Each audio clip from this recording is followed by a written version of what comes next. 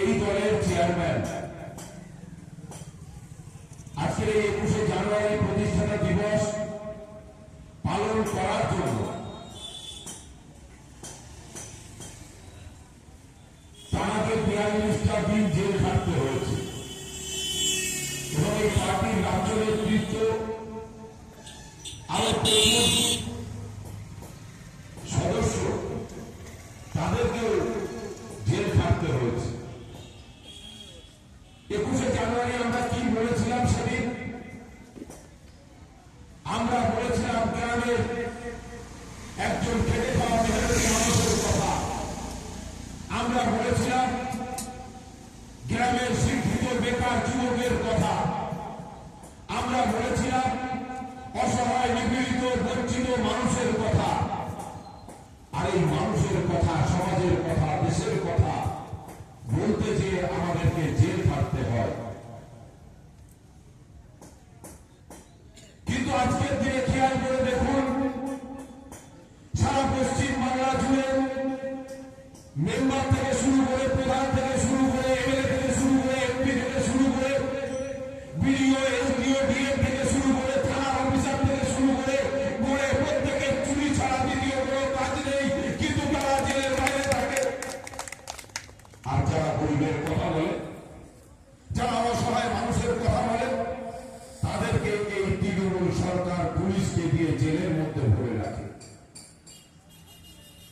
শুধু সরকার নয়, ভাবলে অবাক হবে, গত কয়েকদিন আগে যাদেরকে আমরা ভোট দিয়ে জিতিয়েছি, যাদেরকে আমরা আমাদের রাজ্যের মসিহা বানিয়েছি, যাদেরকে আমরা আমাদের রাজ্যের দায়িত্ব দিয়েছি, সেই মাননীয় মমতা ব্যানার্জি তিনিও ইডি অফিসারদেরকে সরিয়ে দিয়ে তাদের হাত থেকে ফাইলটা কেড়ে নিয়ে এটা তিনি প্রমাণ করলেন যে চোরদের রানী সেই মমতা ব্যানার্জি। কেন? কিসের জন্য? ফাইলটা চুরি করে নিয়ে সারা বিশ্বের দরবারে মাথাটা হ্যাট হলো বাংলার মানুষের।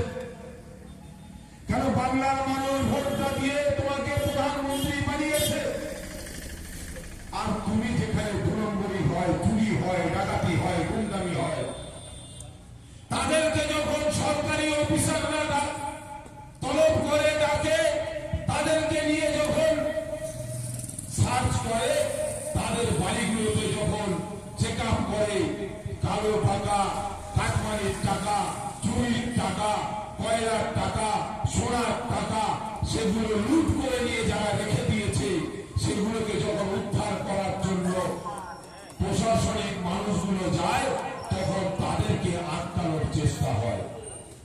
ভাবতে অবাক লাগে। কি শিক্ষা দিচ্ছেন? আগামীকাল ইন্ডিয়ান সেকুলার ফ্রন্টের কোনো কর্মী, কোনো সমর্থক চুরি করেছে, ডাকাতি করেছে, তাহলে তাকে যখন আইনি সাজা ব্যবস্থা করা হবে, তখন আমরা কি যে তার হাতটা ধরে ছিনিয়ে নিয়ে চলে আসবো? এই শিক্ষা দিচ্ছেন। সমাজকে পরিবর্তন করতে হবে।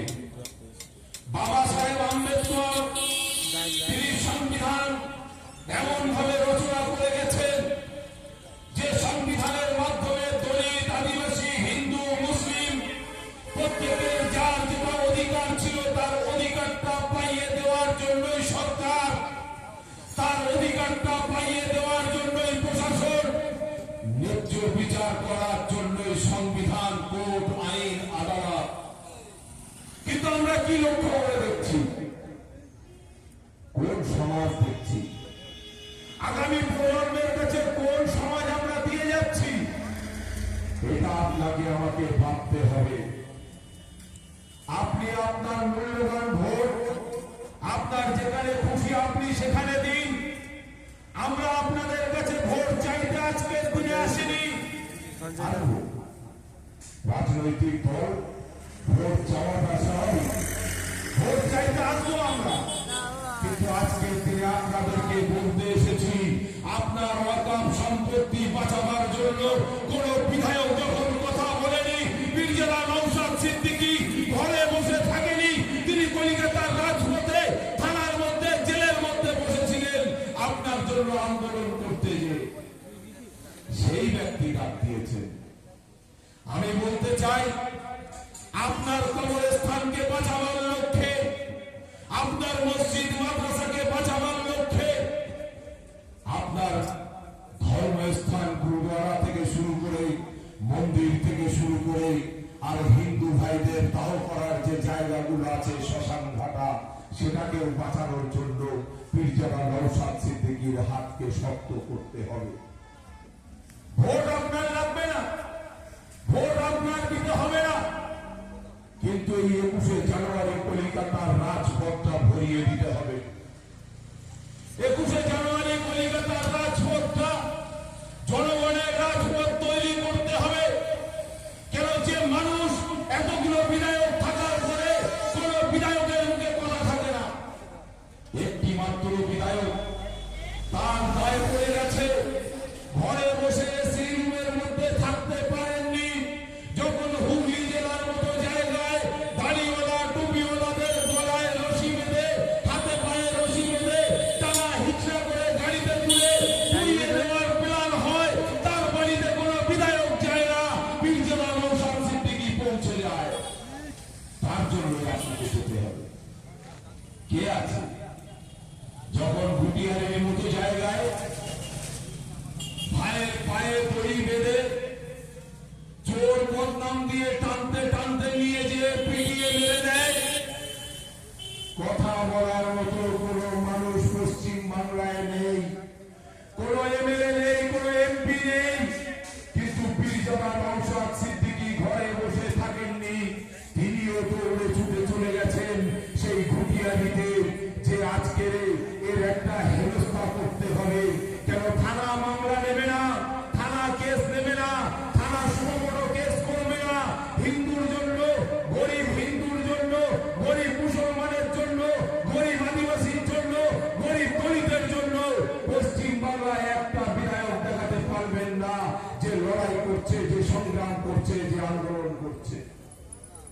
তাই আপনাদেরকে বলবো, যে যে দল করেন না কেন, করুন আপনার মতবর্ষের উপরে দাঁড়িয়ে থেকে আপনি ভোট দিন, তাতে আমাদের কোনো দুঃখ নেই। কিন্তু বন্ধু, আমরা আপনাদের কাছে বলতে এসেছি, আপনার জন্য কে আছে সেটা একবার আপনার চোখটা তুলে দেখা দরকার। যদি আজকের দিনে না দেখেন, তাহলে আপনার বাচ্চার ভবিষ্যৎ ধ্বংস হয়ে যাবে, আপনার মায়ের ভবিষ্যৎ ধ্বংস হয়ে যাবে, আপনার যুব সমাজ ধ্বংস হয়ে যাবে, আপনার ছাত্র যুব ধ্বংস হয়ে যাবে। হিসাব কষে দেখুন, আপনার বাড়িতে যে সন্তানটা লেখাপড়া করে, বয়স্ক বাবাজিরা মাধ্যমিক পাস, ম্যাট্রিক পাস বলে তারা, তাদেরকে যদি জিজ্ঞাসা করা হয়, তারা সুন্দর ইংরেজিতে কথা বলতে পারে, তারা সুন্দরভাবে বাংলা লিখতে পারে। আর বর্তমান সময়ে মাধ্যমিক না উচ্চ মাধ্যমিক পাস একটা ছেলেকে ডাকবেন, ইংরাজি কথা বলা তো দূরের কথা, ইংরাজি শব্দগুলো সঠিকভাবে রিডিংও করতে পারে না। তাহলে কি শিক্ষা ব্যবস্থা? ক্লাস 4-এ পড়ে, 5-এ পড়ে, 8-এ পড়ে, 9-এ পড়ে, 10-এ পড়ে, বাড়িতে যেয়ে দেখবেন। আর শিক্ষা ব্যবস্থাটা হবে কিভাবে? শিক্ষক তো নেই, কেন শিক্ষক সব কলিকাতার রাজপথে বসে আছে। শিক্ষক মাদ্রাসা থেকে, স্কুল থেকে তুলে নেওয়া হয়েছে। সমাজকে মূর্খর দিকে ঠেলে দাও, সমাজের হাতে বোম তুলে দাও, সমাজের হাতে পিস্তল তুলে দাও, সমাজের হাতে গুলি তুলে দাও, সমাজের কাছে মনের মধ্যে হিংসা বিতৃষ্ণা ঢুকিয়ে দাও। সমাজ শুধু লেথিয়াল বানিয়ে রাখো, আর লেথিয়ালকে দিয়ে ভোট বিরোধ করো, রাজ সিংহাসনে বসে থাকো, এটাই তৃণমূলের কাজ হয়ে দাঁড়িয়েছে। তাই আপনাদেরকে বলবো, আবার শিক্ষাকে ফিরিয়ে নিয়ে আসতে হবে। শিক্ষা অর্জন করে একটা মানুষ সুশিক্ষায় শিক্ষিত হওয়ার পর তার রুটির ব্যবস্থা করতে হবে, তার কর্মসংস্থানের ব্যবস্থা করতে হবে। আজকের দিনে আমরা একটি লক্ষ্য করে দেখেছি, একজন ভাই এমএ করছে, বিএ করছে, বিকম ডিগ্রি কমপ্লিট করছে, বিভিন্ন ডিগ্রি কোর্সগুলো কমপ্লিট করার পরেও তাদের কাছে চাকরি নেই, তাদের হাতে কাজ নেই,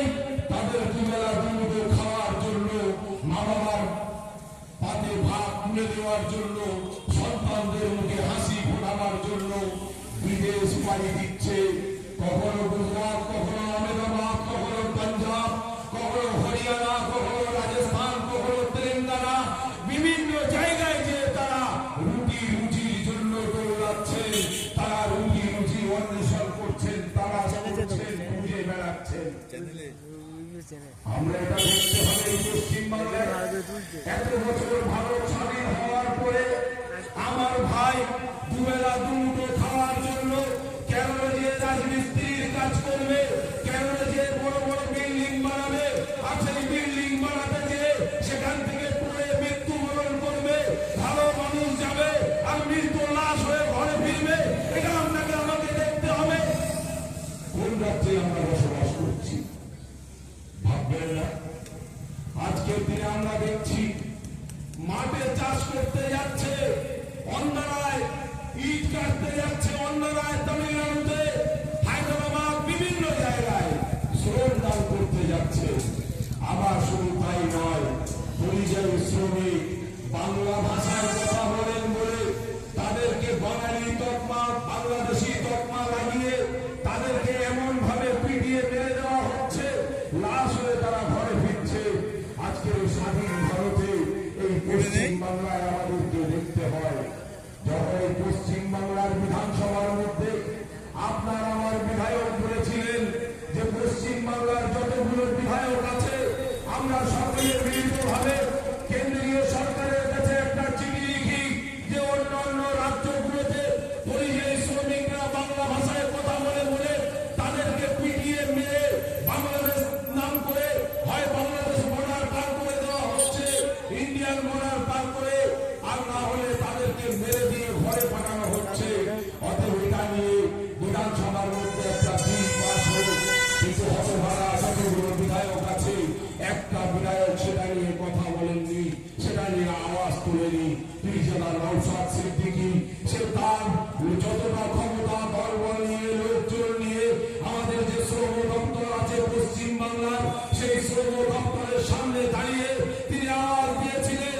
তিনি বলেছিলেন যে পশ্চিম বাংলার যত মানুষ শ্রম দান করতে বিদেশে যায় তাদেরকে সঠিকভাবে পরিচয় পত্রের ব্যবস্থা করতে হবে। এই কথা আজও পর্যন্ত কোন বিধায়ক বলতে পারেননি। নেই আপনার বাড়ির কোনো ছেলে, নেই আপনার গ্রামের কোনো ছেলে, নেই আপনার কোন আত্মীয়, নেই আপনার কোন স্বজন, ভেবে দেখুন সেই পরিযায়ী শ্রমিক ভাইটার জন্য যিনি কথা বলছেন তার নাম পীরজাদা নওশাদ সিদ্দিকী। যার কারণে আপনাকে বলছি, করেন না আপনি তৃণমূল, করেন আপনি সিপিএম, করেন আপনি কংগ্রেস, যে দলই করেন না কেন, কিন্তু আপনার ওই ভাইটার জন্য আপনাকে কলকাতার রাজপথে যেতে হবে। আমরা এই কথা আপনাদেরকে বলতে এসেছি। আজকের এসআইআর নিয়ে সারা রাজ্য জুড়ে যখন তোলপাড় চলছে, আমরা আশায় বুক পেরেছিলাম দিদিমণি মনে হয় পশ্চিম বাংলায়, আমরা আশা করেছিলাম। কিন্তু আমরা কি দেখলাম? দিদিমণি কলকাতার রাজপথে মিছিল করছে, এসআইআর হবে না, হতে দেব না, এসআইআর যদি হয় আমার লাশের উপর দিয়ে হবে। এসআইআর তো হয়ে গেল, দিদিমণি বেঁচে আছে না মরে গেছে এটাও চিন্তার বিষয়। ভালো। আর দিদিমণি তার ব্লক লেভেলে, অঞ্চল লেভেলে, বুথ লেভেলে যারা আছে তাদের বলছে একটা আমার ছবি লাগিয়ে সুন্দর করে ভোট রক্ষার নামে ক্যাম্প তৈরি করো। ভাবুন কোন রাজ্যে আমরা বসবাস করছি। একটা নাটকের সীমা থাকে, একটা গভর্নমেন্ট চলে নাটক করে, এটা হতে পারে।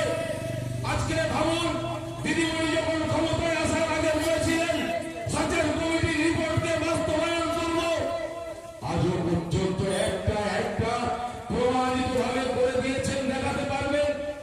দিদিমণির শুধু নাটক, বন্যা মাথায় দিয়ে হিজাব করে বিভিন্ন সময় নারাই তকবীর আল্লাহু আকবার বলে সুবহানাল্লাহ বলে শুধু মুসলমানদের কাছে টানতে চায়, শুধু মুসলমানদের বসিয়া সাজতে চায়।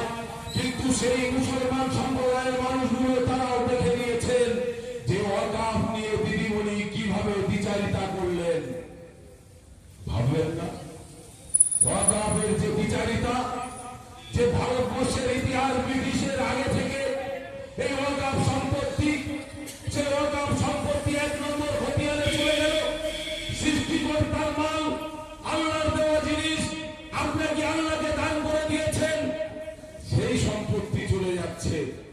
দিদিমণি কি বললো, আমার সম্পত্তি চলে যাচ্ছে, আমার জমি চলে যাচ্ছে, আমি রাস্তায় দাঁড়িয়ে কান্না করব, দুঃখ করব, জনগণকে জানাবো।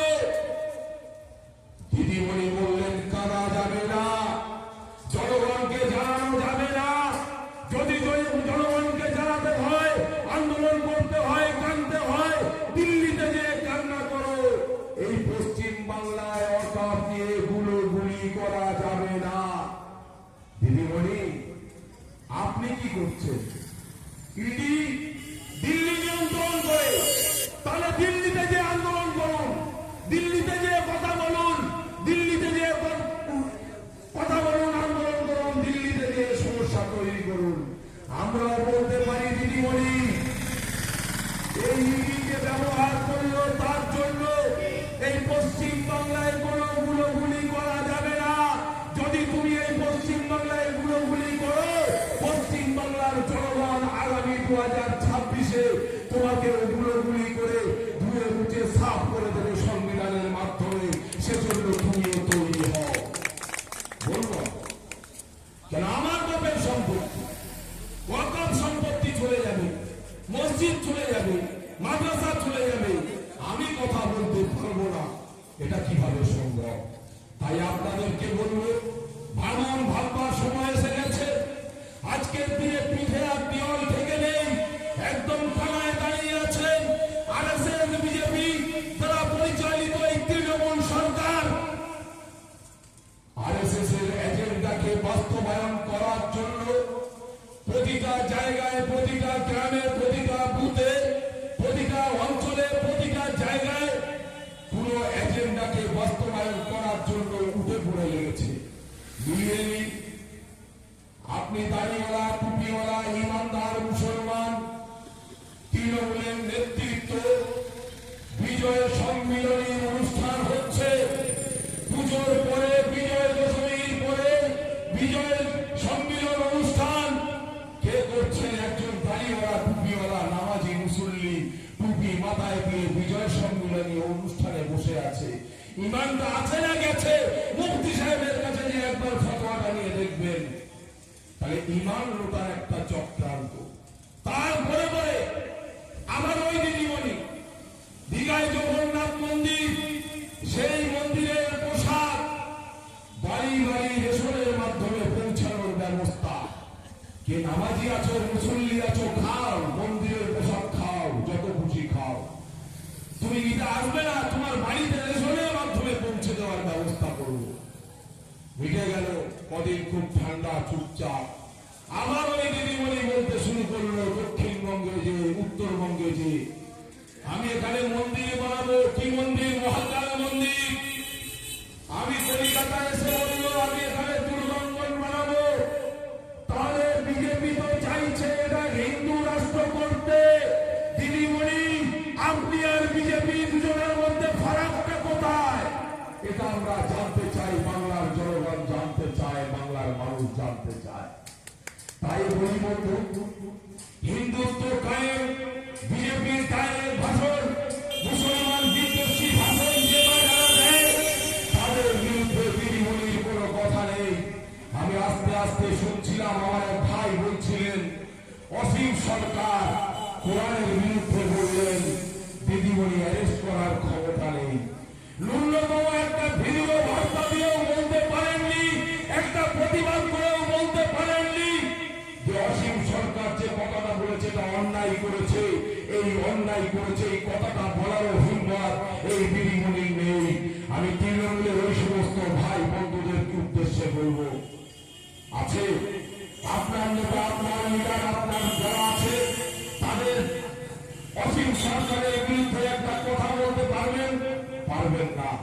তাই বলি বন্ধু, যে যা দল করছেন করুন, আমাদের দেখার প্রয়োজন নেই। কিন্তু জাতির স্বার্থে, কর্মের স্বার্থে, দেশের স্বার্থে, সংবিধানের স্বার্থে অকাপ বাঁচা